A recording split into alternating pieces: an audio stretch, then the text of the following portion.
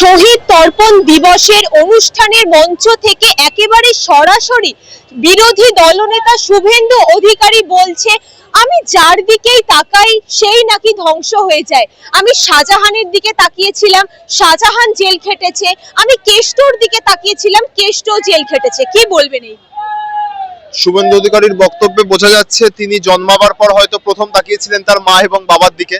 ওনার কথা যদি সঠিক হয় তাহলে ওনার মা বাবা ওনার পরিবার পরিজন ধ্বংস হয়ে গেছে, উনি নিজে ধ্বংস হয়ে গিয়েছেন। এবং কোন শহীদ তর্পণের মঞ্চ? শহীদ তর্পণের মঞ্চ নন্দীগ্রামে যদি কারুর করার অধিকার থাকে কোনো রাজনৈতিক দলে, সেটা তৃণমূল কংগ্রেস। কারণ প্রথমত ওটা বিজেপির রাজনৈতিক মঞ্চ হতে পারে না। ওই নন্দীগ্রাম আন্দোলন বা নেতাই আন্দোলন শুভেন্দু অধিকারীর পৈতৃক আন্দোলন নয়। শুভেন্দু অধিকারী মমতা বন্দ্যোপাধ্যায়ের নেতৃত্বে, মমতা বন্দ্যোপাধ্যায়ের নির্দেশ যেটুকু তার দ্বারা পালন করা সম্ভব হতো তিনি তাও পুরোটা পালন করেননি। এবং নন্দীগ্রামে 7ই জানুয়ারি যে গণহত্যা সংগঠিত হয়েছিল, আমাদের ভরত মণ্ডল, বিশ্বজিৎ মাইতি এবং শেখ সেলিম, এই তিনজন যে ভূমি উচ্ছেদ প্রতিরক্ষা কমিটির শহীদ হয়েছিলেন 7ই জানুয়ারি নন্দীগ্রামে, তাদের স্মৃতির উদ্দেশ্যে যদি কেউ সত্যি সকারের শহীদ তর্পণ করতে পারে সেটা তৃণমূল কংগ্রেস করতে পারে মমতা বন্দ্যোপাধ্যায়ের নেতৃত্বে। কারণ ওই আন্দোলনকে পুরোদস্তুর নেতৃত্ব দিয়েছিলেন সামনে থেকে মমতা বন্দ্যোপাধ্যায়, তৃণমূল কংগ্রেসের পতাকার তলায় নয়। তাই শুভেন্দু অধিকারী বিজেপি নেতাদের একত্রিত করে নিয়ে এসে শহীদ তর্পণ করছেন।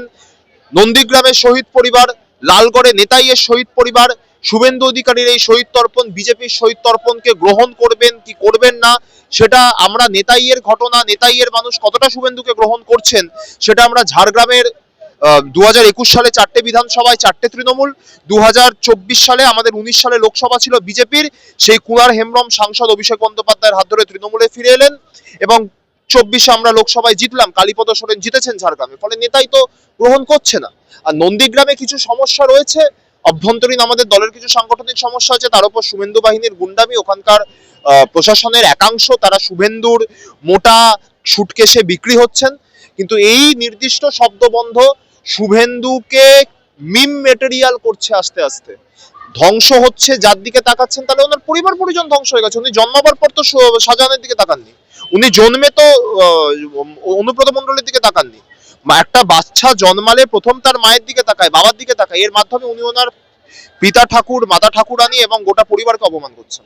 দেখা যাচ্ছে যে এই শহীদ তর্পণ দিবসের মঞ্চ থেকে তিনি আরো একটি কথা বললেন যে তমলুক জেলার সাধারণ সম্পাদক শেখ সুফিয়ানকে তিনি বললেন একটি চোর জাহাজের মতো বাড়ি করেছে, ওর তো অসংখ্য বউ আছে। এগুলো প্রমাণ সাপেক্ষ বিষয়। আমরা তো শুভেন্দু অধিকারীর মুখ থেকে এই রকমের নর্দমা সূচক কথা, যে কথা দিয়ে দুর্গন্ধ ছড়ায়, এই রকম কথা আমরা প্রথম শুনছি না। 2020 সালে তিনি তৃণমূল কংগ্রেস ত্যাগ করার পর থেকেই এই ধরনের আক্রমণ করছেন মমতা বন্দ্যোপাধ্যায়, অভিষেক বন্দ্যোপাধ্যায়, তৃণমূল কংগ্রেসের প্রথম, দ্বিতীয়, তৃতীয় স্তরের নেতাই শুধু নয়, যেটা সবচেয়ে দুর্ভাগ্যজনক, দলের যারা বুথে বসা, বুথে এজেন্ট বসা, দিন আনা দিন খাওয়া কর্মী, যারা রোদে পুড়ে বৃষ্টিতে ভিজে পোস্টার, ফেস্টুন, ব্যানার লাগান, দেওয়াল লিখন করেন, এই ধরনের কর্মী সমর্থক, তাদেরকে শুভেন্দু অধিকারী যে ভাষায় আক্রমণ করে, শুভেন্দু অধিকারী, আমি মুখে আনবো না সেই ভাষা, ক্ষয়ের জায়গায় তালবস্য ব্যবহার করে। এর থেকে বেশি আমি আর কিছু বলতে পারছি না। বাংলার মানুষ জানেন, যারা আপনাদের নিউজ চ্যানেলের পোর্টালের দর্শক আছেন তারা নিশ্চিতভাবে বুঝতে পারবেন আমি কোন ভাষার কথা বলছি। ফলে এই ভাষা নতুন নয়, এই শব্দবন্ধ ব্যবহার করা এগুলো নতুন নয়, শুভেন্দু অধিকারী এগুলো করেই থাকে। তো শেখ সুফিয়ান সম্পর্কে বলেছেন, যদি শেখ সুফিয়ানের মনে হয় যে এটাতে তিনি মনে করছেন যে তার সম্মানহানি হয়েছে, তাহলে নিশ্চিতভাবে তার আইনি পদক্ষেপ গ্রহণ করা উচিত। এবং একই সাথে আমি মনে করি যে শুভেন্দু বাবুরা উচিত, উনি এত অভিযোগ করছেন, সামনে আনছেন রাজ্যের বিরোধী দলনেতা, পশ্চিমবাংলার মতো একটা রাজ্য যেখানকার মানুষ এত রাজনীতি সচেতন, সেই রাজ্যের বিরোধী দলনেতা হয়ে উনি এগুলো করছেন।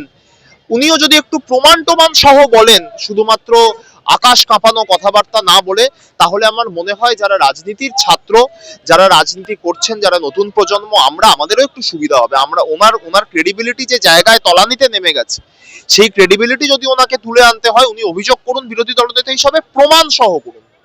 সন্দেশখালীর মঞ্চ থেকে শুভেন্দু অধিকারী বলছেন একেবারে সরাসরি 2026-এ হিন্দু রাজ্য গঠন করবেন এবং হিন্দু রাষ্ট্র গঠন করবেন। দেখুন, বিষয়টা হচ্ছে বাংলার বুকে অন্তত বাংলায় হিন্দু রাজ্য গঠন করা সম্ভব নয়, কারণ পশ্চিমবঙ্গের যা রাজনৈতিক দস্তুর, আপনারা সংবাদ মাধ্যমের কর্মী, আপনারা অনেক বেশি স্টাডি করেন এই বিষয়গুলো নিয়ে। পশ্চিমবাংলার রাজনৈতিক প্রেক্ষাপট নিয়ে যদি দেখেন, পশ্চিমবঙ্গে কোনোদিন কোনো সময় স্বাধীনতা উত্তর বাংলার নির্বাচন যতগুলি সংগঠিত হয়েছে, কোনো নির্বাচনে কোনো উগ্র সাম্প্রদায়িক মেরুকরণবাদী রাজনৈতিক শক্তি তারা কলকে পায়নি। ফলে বিজেপির পশ্চিমবাংলায় ভোট আছে, থাকতেই পারে, সমস্যা নেই, তারা রাজনীতির ময়দানে লড়াই করছেন, নির্বাচনী যুদ্ধে প্রতিদ্বন্দ্বিতা করছেন, তাদের ভোট থাকবে এটা অস্বাভাবিক নয়। একই সাথে তাদের ভোট শতাংশ বেড়েছে বিগত দিনের তুলনায়, তাদের সদস্য সংখ্যা আছে, তাদের সংগঠন কিছু কিছু ক্ষেত্রে তারা করার চেষ্টা করছে, কিন্তু ক্ষমতা থেকে অন্তত বিজেপির মতো একটি উগ্র সাম্প্রদায়িক, সেটা যে কোনো সাম্প্রদায়িকতা হতে পারে, উগ্র হিন্দুত্ববাদ হতে পারে, উগ্র মৌলবাদ হতে পারে, যে কোনো ধর্মীয় উগ্রপন্থা, সেটা হিন্দু, মুসলিম, শিখ, ইসাই, পশ্চিম বাংলার মাটিতে বাংলার যে রাজনৈতিক দস্তুর, বাংলার যে রাজনৈতিক প্রেক্ষাপট, সেখানে এই ধরনের রাজনৈতিক দলের কোনো স্থান নেই। বাংলার মানুষ মৌলবাদকে কখনোই বাংলার মাটিতে শাসনতন্ত্রে মেনে নেবে না। বাংলার মানুষ সাম্যে বিশ্বাসী, সাম্যবাদে বিশ্বাসী, একতায় বিশ্বাসী, মৈত্রীতে বিশ্বাসী। তারা যতদিন সিপিআইএম এর মধ্যে এই গুণগুলো দেখেছে, ততদিন তারা সিপিএম কে ভোট দিয়েছে। যখন থেকে তারা দেখেছে সিপিএম বলা শুরু করেছে পুঁজিপতি জিন্দাবাদ আর কৃষক শ্রমিক মুর্দাবাদ, আর মমতা বন্দ্যোপাধ্যায় কৃষক শ্রমিকদের স্বার্থে লড়াই করেছেন, মমতা বন্দ্যোপাধ্যায় সিঙ্গুরের কৃষক, নন্দীগ্রামে জমিহারাদের স্বার্থে আন্দোলন করেছেন, তখন থেকে বাংলার মানুষ মমতা বন্দ্যোপাধ্যায়কে আশীর্বাদ করা শুরু করেছেন, তার উপর বিশ্বাস, আস্থা, ভরসা রাখা শুরু করেছেন। এবং আমরা বিশ্বাস করি যে বাংলার মা বোনেরা যতদিন তুলসী মঞ্চে প্রদীপ প্রজ্বলন করবেন, যতদিন তুলসী মঞ্চের সামনে শঙ্খধ্বনি করবেন, ততদিন এই বাংলার বুকে মমতা বন্দ্যোপাধ্যায় নেতৃত্বে তার রাজনৈতিক সংগ্রামের ইতিহাস চলার পথকে পাথেয় করে সর্বভারতীয় তৃণমূল কংগ্রেসের নেতৃত্বাধীন মামাটি মানুষের সরকার প্রতিষ্ঠিত থাকবে। কিন্তু পাশাপাশি এই যে শুভেন্দু অধিকারী থেকে শুরু করে বিজেপি নেতৃত্বরা যে বারংবার বলে প্রমাণ করার চেষ্টা করছে যে মুসলিম মানেই জঙ্গি বা মুসলিম মানেই জেহাদি, একেবারে কোট অ্যান্ড কোট পাকিস্তানির বাচ্চা, জেহাদির বাচ্চা বলে যে আখ্যায়িত করা হচ্ছে, এই নিয়ে কি বলবেন?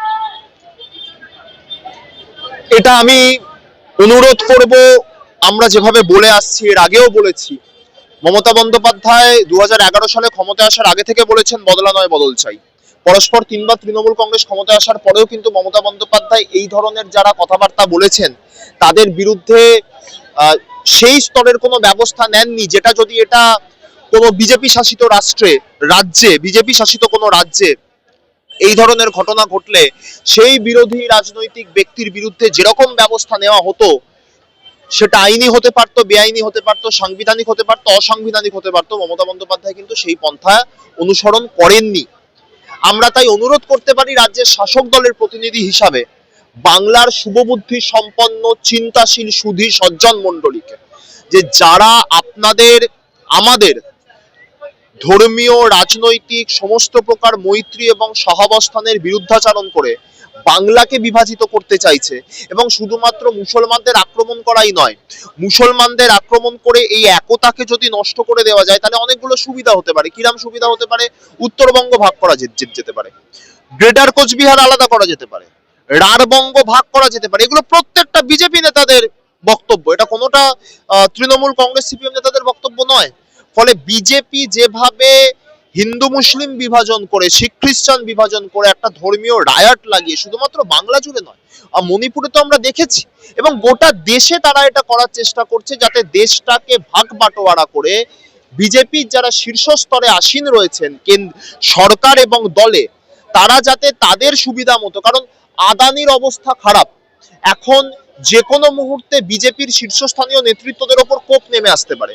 তাই ভারতবর্ষের যে ধর্মীয় সহাবস্থান, ধর্ম নিরপেক্ষতা, সার্বভৌম সংবিধানসম্মত গণতান্ত্রিক পরিকাঠামো, এটার উপর যদি আঘাত হানা যায়, তাহলে দেশটাকে টুকরো টুকরো করে, শুধু বাংলা তো একটা ছোট অঙ্গরাজ্য, গোটা দেশটাকে টুকরো টুকরো করে তারা নিজেদের মতো ভাগ বাটোয়ারা করে, বিক্রি করে কোথাও না কোথাও পালিয়ে যেতে পারে, যেভাবে মেহুল চোকসি পালিয়েছে, যেভাবে নীরব মোদী পালিয়েছে, যেভাবে আপনার বিজয় মালিয়া পালিয়েছে।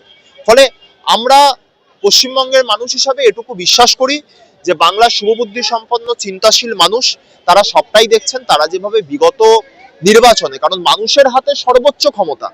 যে দলই সরকারে থাকুক, মুখ্যমন্ত্রী প্রধানমন্ত্রী যেই হোক, সর্বোচ্চ ক্ষমতা মানুষের হাতে আছে, সেটা হচ্ছে নির্বাচন। যেভাবে বিগত নির্বাচনগুলিতে বাংলার মানুষ এদেরকে প্রত্যাখ্যান করেছে, এদের আসন সংখ্যা এবং ভোট শতাংশের ক্রমবর্ধমান হ্রাস ঘটেছে, কমে গেছে, সেইভাবেই বাংলার মানুষ একই রায় বহাল রাখুক। এবং তারা যেভাবে মমতা বন্দ্যোপাধ্যায়কে তাদের ধর্মীয় সহাবস্থান, মৈত্রী, সম্প্রীতির রক্ষাকর্ত্রী হিসাবে বেছে নিয়েছেন, সেই অটুট আস্থা, ভরসা, বিশ্বাস তারা দিদির প্রতি রাখুন।